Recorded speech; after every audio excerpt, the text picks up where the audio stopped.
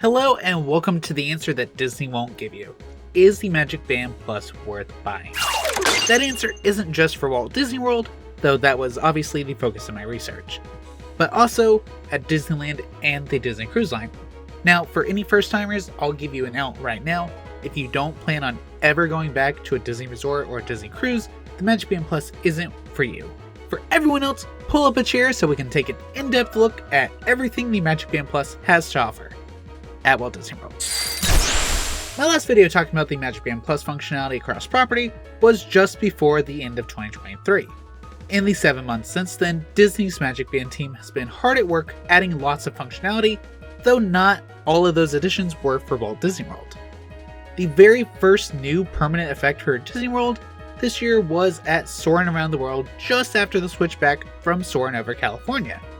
Last year, the exit was given functionality after my first video on the topic, and now all 3 showrooms have been given that same effect as you are leaving the ride. The Festival of the Arts at Epcot was given new effects for the Spaceship Earth shows, but those only lasted for the duration of the festival, and they already existed, so technicality there. In late January, the statue of Joe Gardner at Studios had his large emblem finally removed, meaning that every Fab 50 statue has no 50th icon on the statue. Disney Dreams at Soar was the next new addition, with most of the show having MagicBand Plus effects. I actually went to the first night and was basically hoping that the bands would light up since I went straight to the show instead of walking around the springs. There's a technicality on the release order of these, but Tiana's Bayou Adventure has MagicBand Plus effects from the first inside show scene until you pass Mama Odie at the end of the ride, including as you are making the iconic 50-foot drop. Much like Soarin', Tower of Terror was given an additional effect, this one existing during the pre-show. It's a really solid addition, and it clearly demonstrates how the team is getting used to working with the effects, and has me ready to see what other new effects they add. And the last of the 3, Festival of the Lion King was given some really stellar effects for the 30th anniversary, though as of posting this video, it is uncertain if the September 6th end date of the other 30th anniversary offerings also applies to the MagicBand Plus effects or not, but I'll let you know as soon as they disappear, or not. As a quick aside, there was MagicBand Plus functionality for both of the July 4th shows, Disney Celebrate America at Magic Kingdom and Heartbeat of Freedom at Epcot. I unfortunately don't know if those were added this year or not, simply due to being blocked out last year before I started the channel. 2 years ago today, July 27th, 2022, Disney released their newest iteration of the MagicBand, the MagicBand Plus. In the 2 years that have followed, Disney has improved the battery life, added NFC support to more conveniently link the MagicBand Plus to your My Disney Experience account, and have added the MagicBand Plus to multiple Disney vacation destinations. On October 26, 2022, both Disneyland Resort parks received functionality, though in far limited capacity compared to Disneyland's younger sibling on the East Coast. The MagicBand Plus was added to the Disney Cruise Line under the name Disneyband Plus, starting on the Disney Wish for the DCL 25th anniversary sailings on June 6, 2023. This was shortly followed by the Disney Fantasy on July 29th, the Disney Magic on October 22nd, the Disney Dream on November 20th, and finally the Disney Wonder on March 19th, 2024. In the few months that Disney World was not receiving new effects, the Cruise Line and Disneyland were apparently being given some work. I went on the Disney Magic in late January and was hearing about new effects by March. Regardless of how much work the MagicBand team puts into the other destinations though, Disney World will always have the most miscellaneous effects. The MagicBand Plus works on the gates at the resort you are staying at, as your room key, and as a way to charge purchases to your room. It also has one of a few light-up effects at the tap-in gate at the front of the park.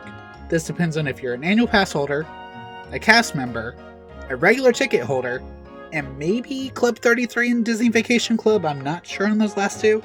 You can also use your MagicBand Plus to tap into Lightning Lane, which will give you the same confirmation color after tapping in as it would at the front gates. And you can find PhotoPass machines to tap your band and have the photo sent to your account. Since the effect is the same in all 4 parks, the Fab 50 statues will give you a nice little rainbow effect when you wave at them. Like a normal person, don't wave at them like an insane person. As well as either doing a musical tone or a quote from the character, and those sound effects change depending on if you're visiting during Halloween or Christmas, or the rest of the year. By far, the fastest way to set up your MagicBand Plus is to go into the My Disney Experience app, turn on your phone's Bluetooth and NFC capabilities, and then tap Link. You can then tap the band and have it instantly be recognized instead of having to type all the numbers. This is also what Guest Relations does if you ask them for help. With the exception of very brand new designs, you will likely need to do an update right out of the box. This will create a Bop It effect that runs until the update is complete. The last thing I want to talk about before moving on to the various locations around Disney World are the 2 limited time themes. The first is the absolute rarest theme, Disney Plus Day. Likely even rarer now that the Disney Plus logo has slightly changed, this theme was released on September 8th, 2022, and has never returned since Disney hasn't done any Disney Plus Days since then. The second time-gated theme is the Season's Greeting holiday theme that lasts roughly from the first Christmas decorations going up in November until the last ones are taken down in early January. For once, I'm starting with the biggest icon of the Walt Disney World Resort, Magic Kingdom. As of this recording, there are 19 Fab 50 statues, a MagicBand scavenger hunt, 5 fireworks spectaculars, and 1 stage show that all work with the MagicBand Plus. Since the MagicBand scavenger hunt isn't exclusive to the MagicBand Plus, we'll start with that. Over in Adventureland, you can find a Pirate's Adventure, the Treasure of the Seven Seas. Much like the screens on some of the rides, this existed prior to the MagicBand Plus, but still fully functions with it. The kiosk will assign you a map for the cast member to give you, and then you need to follow the various points on the map to find where they lead. I highly recommend doing it yourself, as the map and prizes are some of the few actually free keepsakes you can obtain inside the parks. Once you're done with that though, make sure to ride Pirates of the Caribbean, as your MagicBand Plus will light up to go in time with the cannons after you make the drop. Adventureland is also home to the Fab 50 statues of Abu and Orangebird. Moving into Frontierland, this land finally has a ride with functionality, as Tiana's Bayou Adventure has had it since cast previews started. This is best seen at night, as the MagicBand Plus will light up during the iconic drop, as well as all of the inside portions of the ride. On the opposite side of the river sits Liberty Square's Haunted Mansion.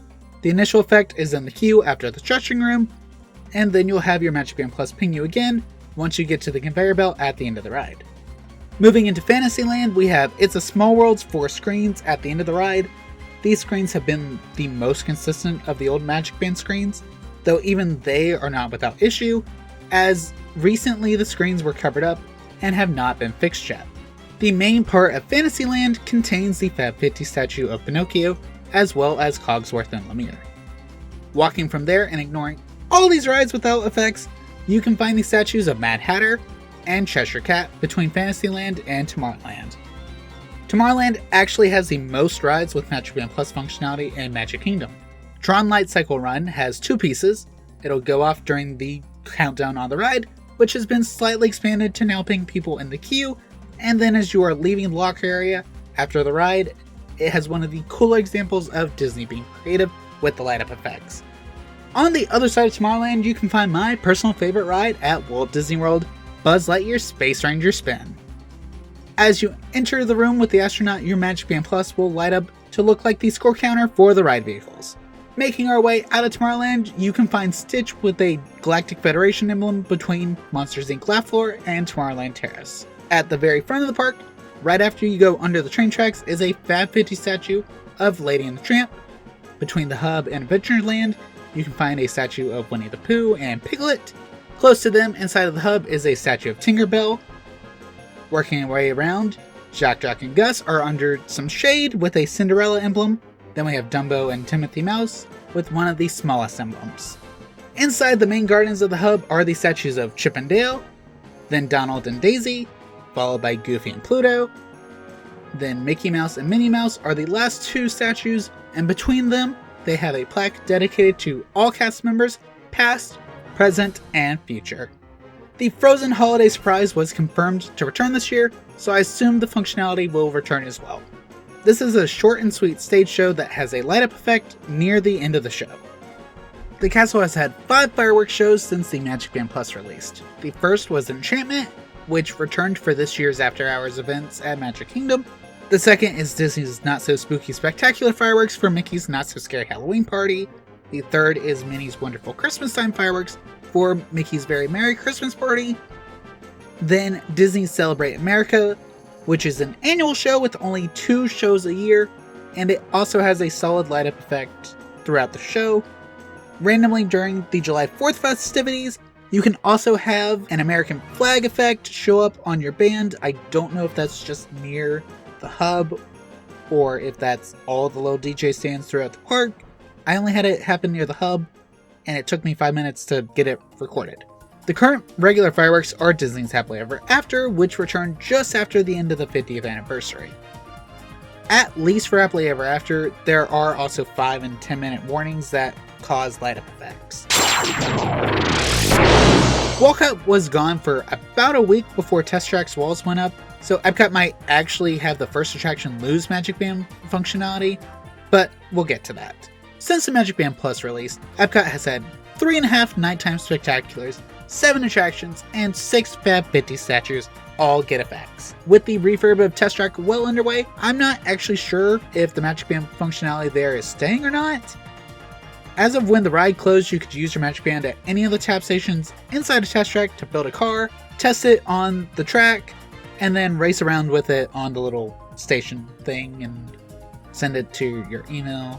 They had a lot of little functionality pieces. I don't know if they're going to come back, but they invested good money into those computers, so I would hope so.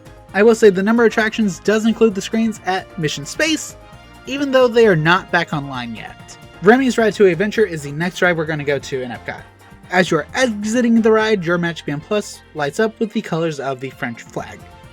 Moving further into the World Showcase, you can find the next bit of functionality at Frozen Ever After.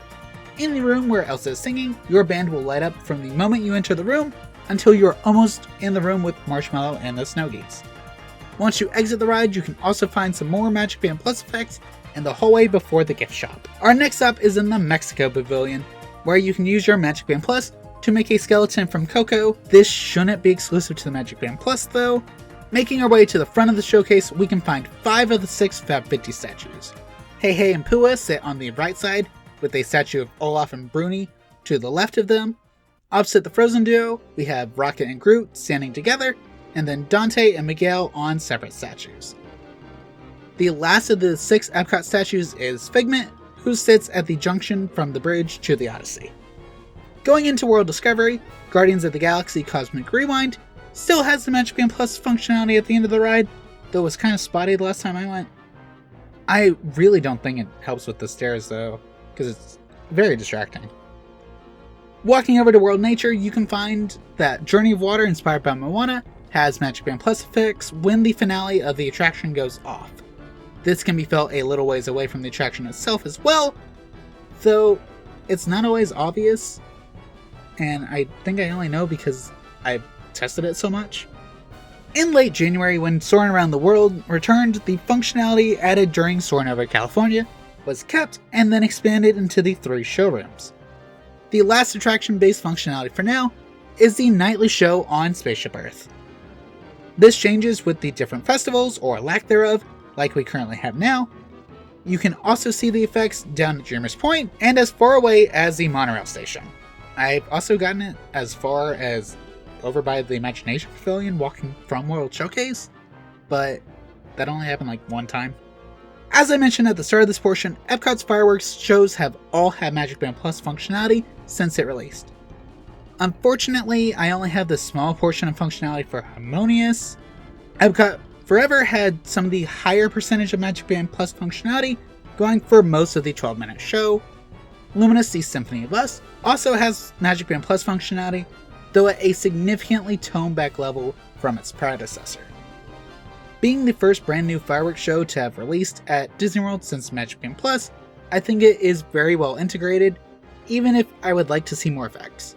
Every year on July 4th, Disney includes the Heartbeat of Freedom ending for the current Epcot show, this year being Luminous, and that also included MagicBand Plus functionality. With the exception of Harmonious, you can see all of these on my channel.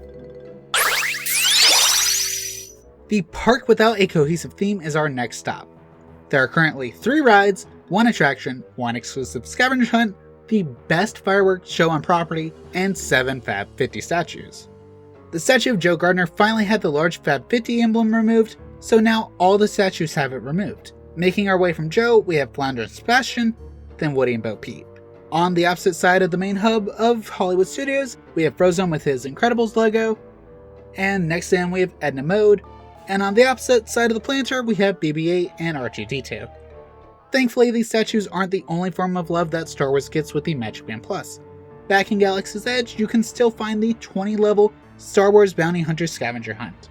It's very simplistic in its approach, with green indicating that you are going the right way, red indicating you're going the wrong way, and purple indicating that you've found where you need to use the Play Disney app. Though, you can also apparently just head back at that point and turn in the bounty. I personally still need to find some time to play through the remaining levels, but it is a fun way to interact with the land, especially if you're using the Play Disney app.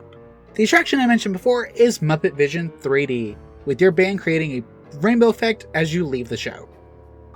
Mickey and Minnie's Runaway Railway is next with a red and yellow color scheme, also at the ride's exit. Rock and Roller Coaster actually starts as you are in the tunnel before the exit to the ride, and it continues until you walk down the ramp to leave the gift shop. With all the little issues the ride has had since reopening, they obviously didn't fix the screens in the queue, which is unfortunate. Star Tours has a similar MagicBand screen, but that is also still not consistently working since the screens first broke in 2021. The final ride as of right now is Tower of Terror. The pre-show has MagicBand Plus effects from the moment the video starts playing, though some of those are vibration only. Similar to Haunted Mansion, Tower also creates a red eerie glow as you are leaving the ride towards the PhotoPass touchpoints. Last but certainly not least is Fantasmic, which might currently be the fireworks show with the most effects tied to the MagicBand Plus. There are a handful of parts where the band will stop lighting up, but with this being the first show that returned after the MagicBand Plus released, it is still a vast improvement over Enchantment and Harmonious. At the Conservation Park, you can find 4 statues, 1 show, and 2 rides that will create light-up effects for your MagicBand Plus, and 1 ride left over from the old days. The 4 statues are right in front of the Tree of Life. From left to right, you have Bambi and Thumper, from Bambi, obviously. Across from them is the Lion King trio of Simba, Timon, and Pumbaa. And finally, we have Nemo and Dory from Finding Nemo. Flying on over to Pandora, you can find MagicBand Plus effects on both rides. For Flight of Passage, you can find a blue light effect as you are leaving the final hallway before returning outside. And on Navi River Journey, your MagicBand Plus will glow for a decent amount of the ride time, starting roughly when you start hearing the shaman singing. And of course, the most recent edition of Festival of the Lion King has an amazing use of the MagicBand Plus throughout the show. I have continuously checked Expedition Everest, but my favorite ride at this park still doesn't have the old MagicBand screens working. Hopefully we'll see more effects at this park soon. Now that the band works with a full live action performance, we might see the Nemo show also get some effects. In the 2 years since the MagicBand Plus first released, Disney Springs has basically been used as a way to sell the bands, at least until last November, when the first effects made their way to the annual Christmas tree stroll. This included 6 Christmas trees with various effects for the band when you stood near each. The first tree was Encanto, with a really colorful 40-second loop. The Wish tree in front of AMC had colors from the movie for about 50 seconds. The Nightmare Before Christmas tree and the Town Center tree were insanely similar, with a basic white loop lasting maybe a couple seconds before restarting, the slight difference in them being that the Town Square loop going around the circle and then ducking into the center. Meanwhile, Nightmare's loop was just an infinite circle around the outside of the puck. The Frozen tree had a much shorter 5-second loop, and then the Mickey and Minnie tree also had a fairly short loop at about 8 seconds. I don't know if all these trees are going to return this year or not, but I feel fairly certain we're going to see at least a few of the trees get MagicBand Plus effects this year, just to showcase the band. The new addition, as I mentioned previously, is Disney Dreams That Soar, which fantastically used the MagicBand Plus. There was a unique effect for just about every character that the drones created. Unfortunately, the show is ending on September 2nd, 2024, unless they extend it. Tell me in the comments if they did. So hopefully we'll see something replace it for the holiday season. I have the full show up on my channel, so I highly recommend going and watching it. Mostly just see the 7 MagicBand Pluses I used. It was great. I'm honestly amazed that Disney has given all 4 parks and Disney Springs new effects in the last 7 months. Sure, it's a slightly longer time frame than my guides in 2023, but there was a whole brand new event last year with Jollywood Nights, and that had no MagicBand Plus functionality. It might get it this year though. Now, to answer the question that was posed in the title of this video, yes, I fully believe the MagicBand Plus is a worthwhile purchase. Do I think Disney's marketing on it could be better and more focused? Absolutely, no question. But having owned the MagicBand Plus since it first released, I have seen the improvements being made, and I think Disney honestly has something that could easily go to all the Disney parks if they leaned into it more. Create more games like Bounty Hunters, have it work with Disney Me on the cruise line, like it does with the Play Disney app for the Fab 50 statues, and Bounty Hunters. There is a ton of potential for the MagicBand Plus, and hopefully we'll see a glimpse of that potential utilized on the Disney Treasure when it sets sail in December. Heck, maybe we'll even see it at D23 since that's super close now.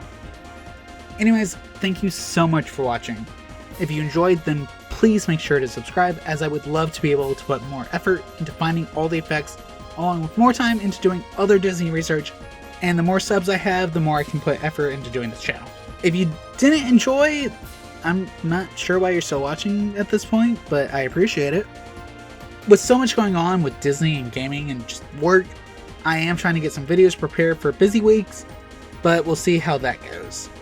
For now though, have a great day, and I'll see you real soon.